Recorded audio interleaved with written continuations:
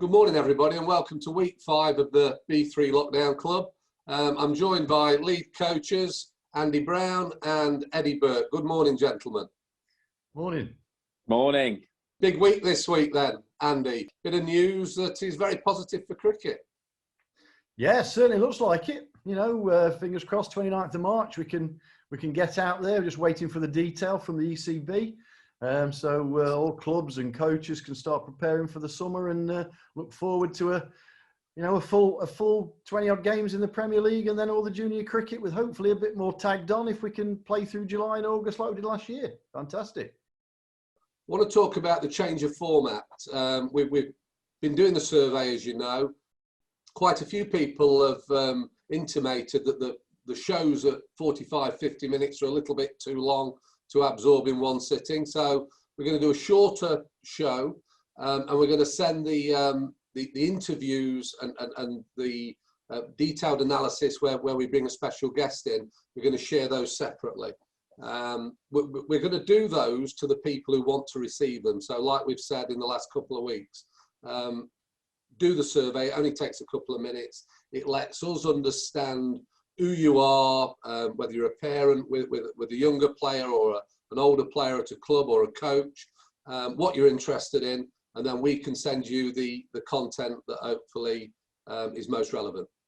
One of the things we're going to share, Andy, is some of the snippets, the gems from some chats you had with some of your friends you've made throughout your career in coaching and playing. And this week we're featuring Wayne Madsen. Tell us a bit about what he was talking about and how you know Wayne. Yeah, I mean, we were lucky, obviously, at the start of lockdown back in April to get, 5, 6, 7, 8, 10 people to come and chat to young players I'm involved with, and Wayne was one of those. You look at his story, and just from his cricketing, his journey really, and we talked about journey many times, but he didn't come into the first class game till he was 25. And, he came on a trial to Derby in 2008, along with a lot of other people, Wayne Madsen. And from him, 12 months later, he made his debut for Derbyshire against Gloucester at Cheltenham. I think Curbs might have played. Okay. He'd still be bowling now because he'd never got him out. But he got 170. It was the highest score on debut by a Derbyshire cricketer. So, that's where he started, and what a wonderful journey. But as regards his skills in the game, his sweep shot, absolutely probably the best I've seen consistently. The ability to pick the right ball, but his execution. Yeah, and he gets it wrong occasionally, everybody does. But I remember a game in 2009 towards the end of the season when we were really in the running in Division 2. And we played Middlesex, and Sean Udall, who was no mug and played for England, he had 3 men back on the offside for his reverse sweep. Wow. And then he kept slog sweeping him. It was unbelievable. You've watched that interview, Eddie. What did you make of it? What were your key takeaways? Yeah, when you use the word insight, nuggets, things like that, key points for people, it's full of them. It's packed with it. So the content, again, is brilliant. And to be able to separate it, like what you talked about earlier, to give people that require that those specifics, I think it's really, really good.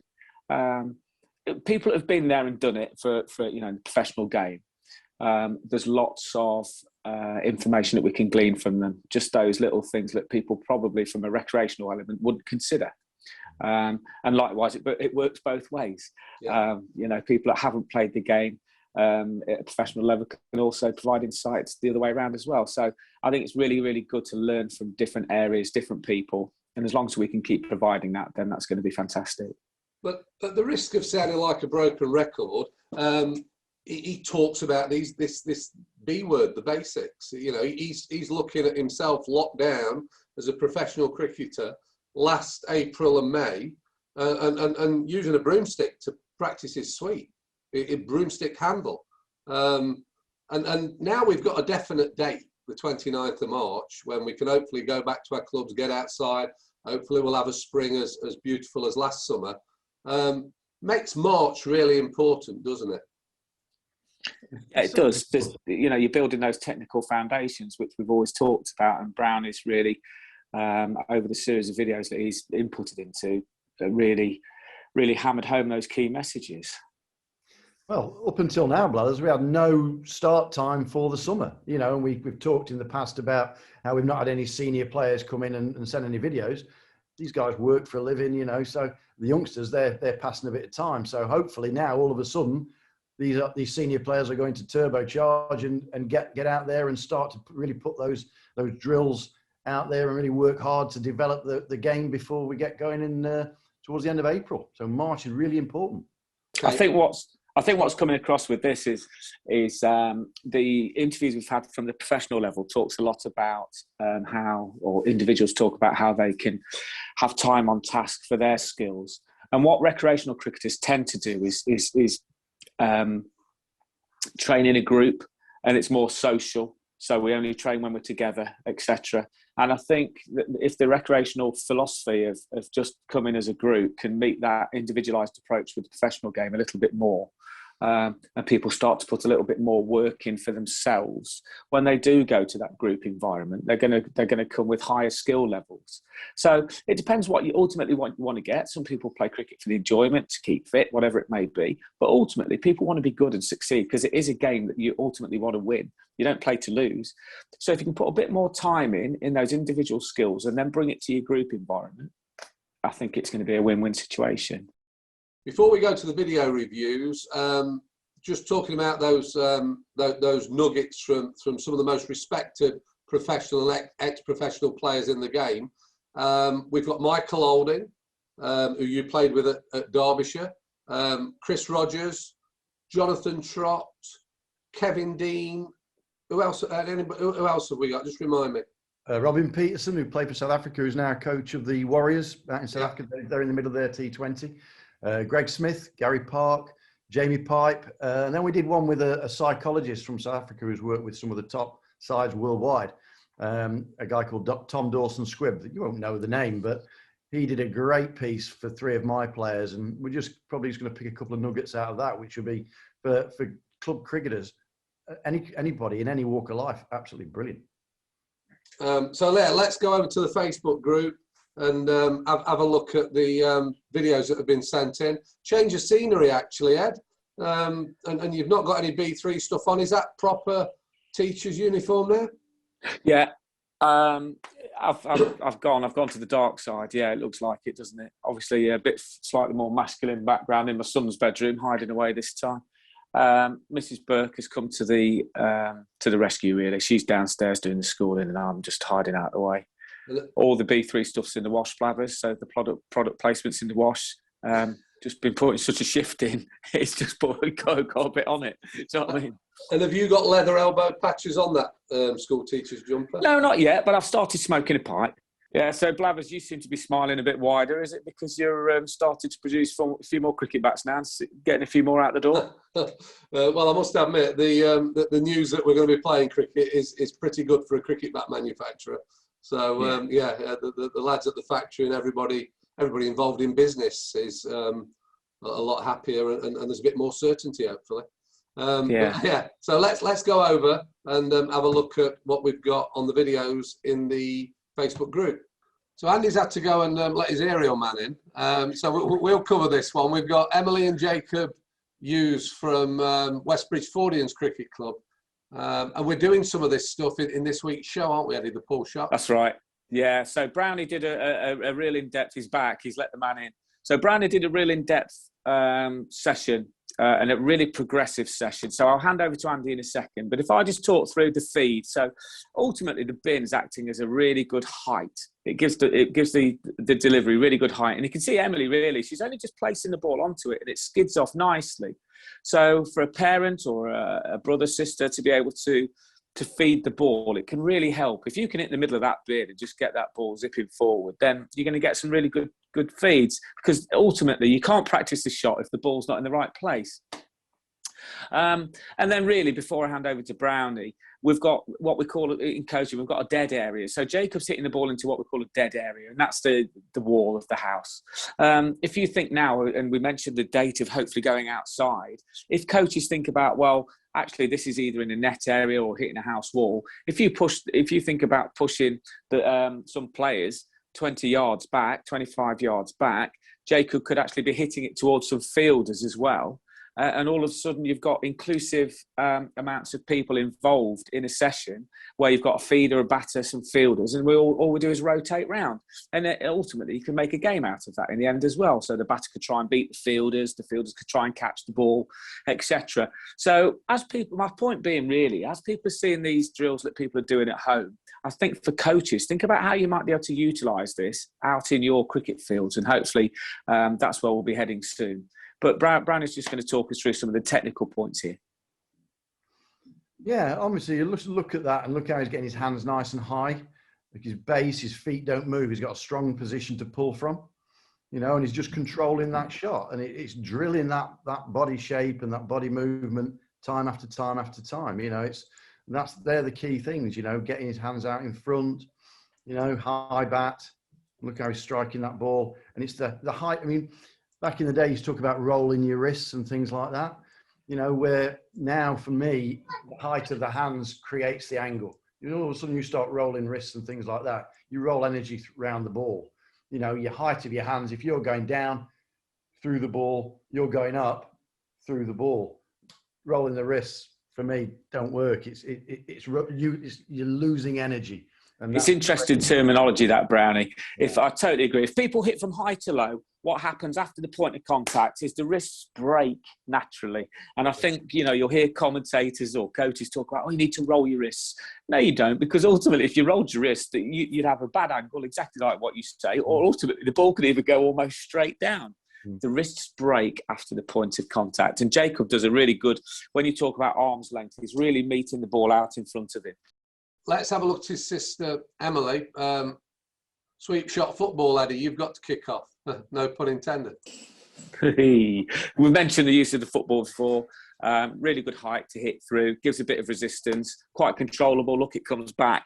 So you're not having to, you know, dive off into the garden to fetch multiple tennis balls that could ping off anywhere.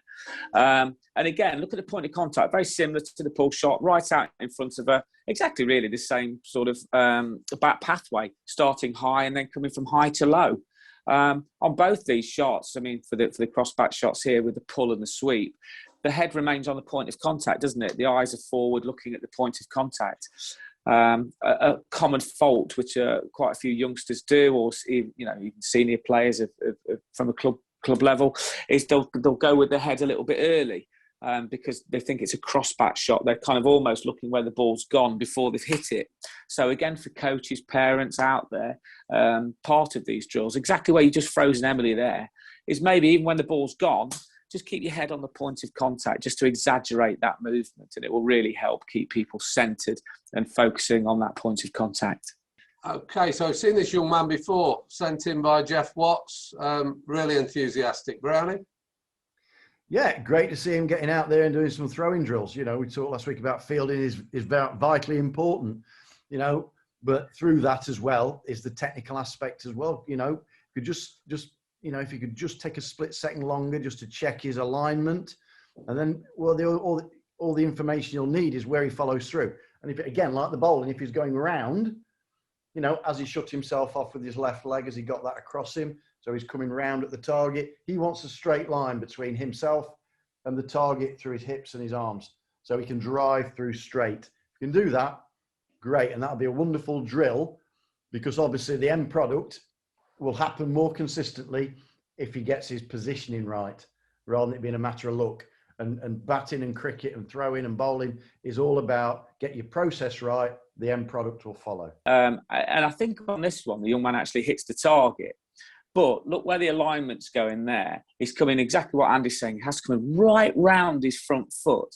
But for a young player, he's hit the target. So it's very difficult for a coach or a parent to say, oh, well, we need to correct that because the technical aspect's not quite right. But the player's thinking, well, I've hit the target. So from our language as parents and coaches and alignment drills, we've got to show players that they will be far more consistent if their feet, hips, shoulders are in line. And they'll get way more consistency than actually a little bit of sometimes luck, which it's more about the process than the outcome. I think we need to really talk about processes rather than just the outcome. The player will be massively focused on the outcome because he's hit the stumps and it's, you know, happy days.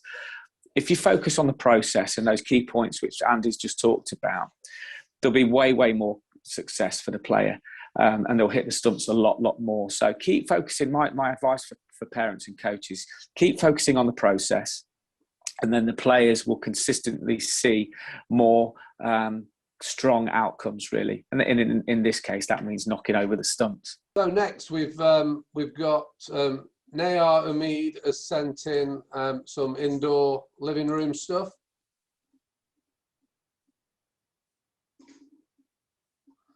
Presents the bat face well, Eddie. Yeah, he does. So even what we mean by that is the ball's gone, but the bat face is straight and meeting the line of the ball and following through the line of the ball. Look, he's in his front room again, isn't he? You know, we're getting the principles across. Look, actually, with the right equipment and the right desire, you can do a lot of time on task in a different environment. And again, the thing that I really enjoy is after a couple of shots, he's smiling. You know what I mean? He's Absolutely. really enjoying what he's doing. So it's great. It's great to see. And that one that went a bit wider, the way he adjusted, it just, you know, all looks good. Loads of talent there.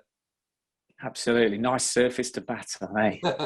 Well, my dad, there's a story, when I was about 10, took me for a lesson with a famous coach in South Yorkshire called Johnny Lawrence.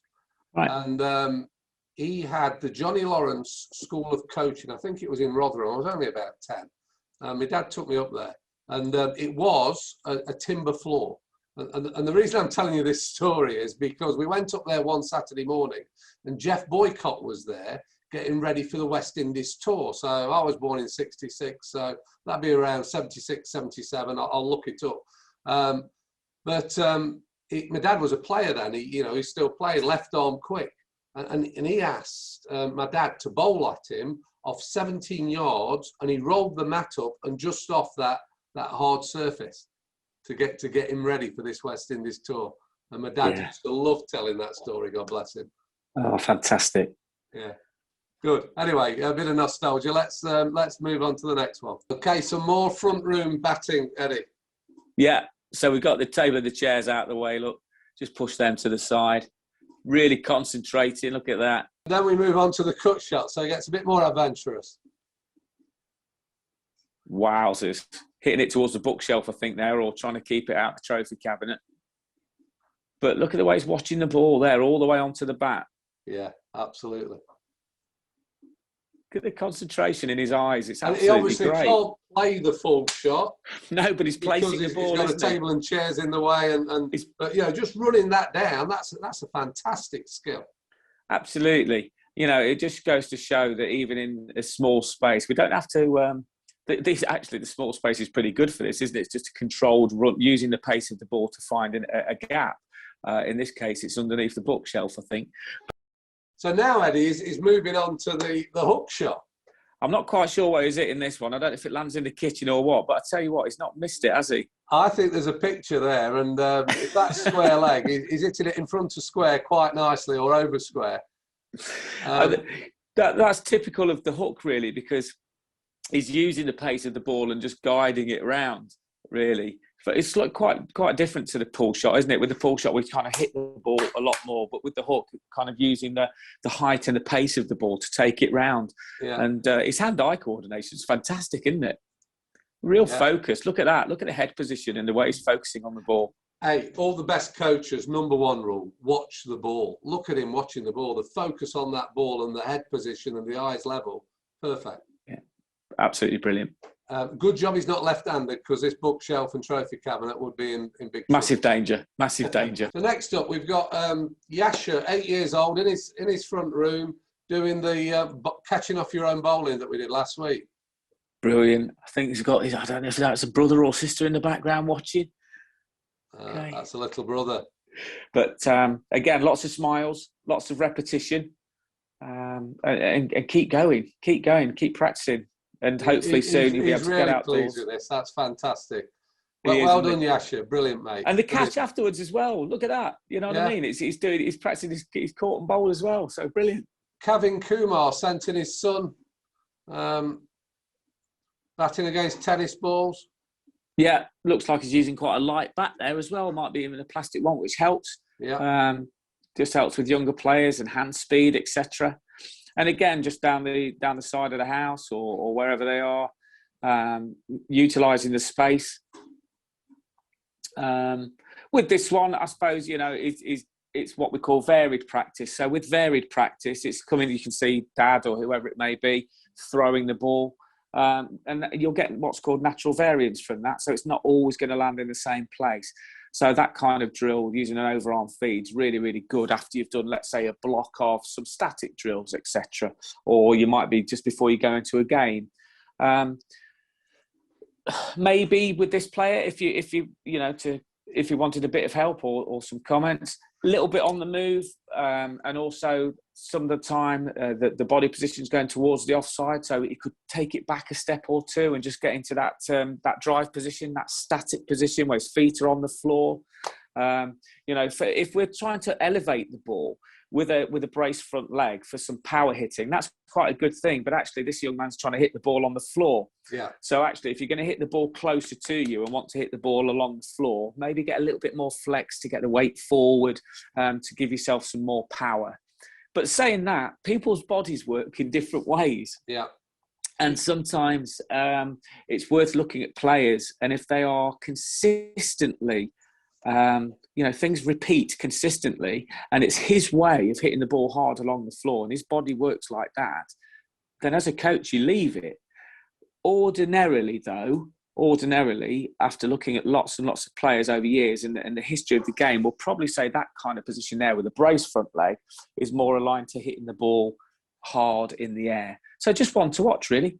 So some of those drills from week one about keeping the head sort of level, transferring the weight into the front knee, staying a little bit sort of more side on even? Yeah, well, certainly transferring the weight. If we're keeping the head further back from the front knee, what you're relying on is your hands. And if you're on a really nice wicket and it's coming on brilliantly, then you can rely on your hands a little bit more. Yeah. Ultimately, I think, and especially at junior ages, you're looking to use your body mass a bit more to get power into the ball. Yeah. And not just rely on your hands. Your hands can get you out of trouble a little bit later on sometimes, but ultimately use everything you've got. Use all your power. Yeah, no, but brilliant. Great hand-eye coordination, and clearly a good player. I'm going to finish on a wicket keeper, Eddie. Got young Charlie, 9 years old. His dad, Barney Morris, sent this in. Is that good look? There's a bloke in the background comes to have a look, doesn't he? There's a guy at fine leg. He looks like he's in a disguise as well. He does, doesn't he? The theory is, look, it's almost ghostly. The thing about this, I don't know whether it helps, but the environment, he probably thinks if I don't catch it, it's going on the road. Now, there's a net behind there. Is there? Oh, yeah. Crikey, I didn't see that. I didn't see that. Yeah, sorry. I tell you what, though, talking of catching it and not missing it, he takes some great catches, doesn't he? And what I like about the way he's working here, more often than not, he takes the ball back to the stumps. So he's just getting used to finding his area, finding out spatially where the stumps are. And from taking the ball in different areas, he's working out how he can get the ball back to the stumps. Now, Reedy spoke about this a while back. You don't always have to do that as a keeper. It doesn't have to be in every drill. And Reedy, I'm sure, will quantify that at some point in the future when we talk to him again. But at certain stages and times, I think it's always worthwhile keepers, whether they're working, taking from a right hand, with a right-handed bat there or a left-handed bat, just do some sessions as coaches or parents when the player always has to get the ball back to the stumps, because it helps their awareness of where those stumps are. I think there was just one in there where they might have been stood up with trying to avoid reversed hands. So if you can just rotate the hips to keep the hands in a better position, that will help. But for 9 years old, some real believable. Yeah. We've got some. We're so lucky that people are sharing their videos. Not only their environment they're working in, but they're enjoying having fun during a pretty ordinary time, isn't it, with the lockdown? But yeah, the amount of balls he caught from different positions at that young age, absolutely excellent. I think that brings us to the end of this week. Look at the skills and drills, the session that Brownie did on the pull shot, stuff that you did, Eddie, a few more fielding drills, a bit more movement-based stuff. Yeah, there was just a real simple one about how to set and move forward, and another one really for parents, coaches to look at, really just the technical aspects of throwing. And I just used a towel really to show the position of the hand and the ball. It's not necessarily, that one's not necessarily what you'd call an active drill. It's more of an awareness drill where you can just see the position of the hand. Yeah, okay. But no, perfect. You can get back to homeschooling. Yeah, thanks very much for your time. Everybody, we've got a date, 29th of March, spring's here. Cricket's going to be on. Get stuck in and make 2021 a great season. Cheers.